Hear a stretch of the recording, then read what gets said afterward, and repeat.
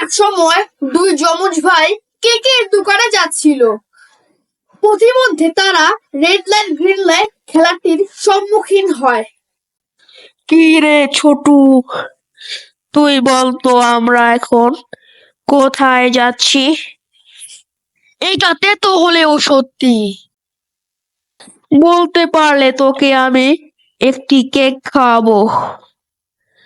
যদি তুই ধরতে না পারিস তাহলে তুই আমাকে একটা চকলেট খাওয়াবি।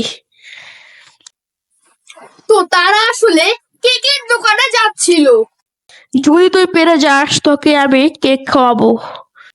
ওকে স্যার, ওকে স্যার, কিন্তু শর্ত হলো তুই চিটিং করতে পারবি না। Okay sir.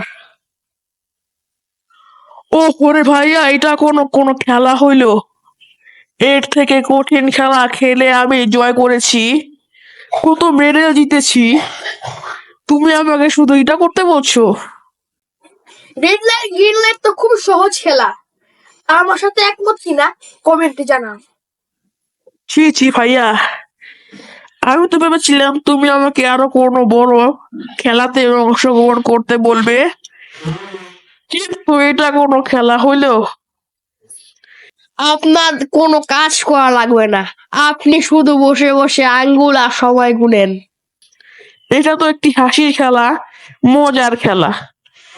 হ্যাঁ, আমি বলছি আমরা এখন কেকের দোকানে যাচ্ছি।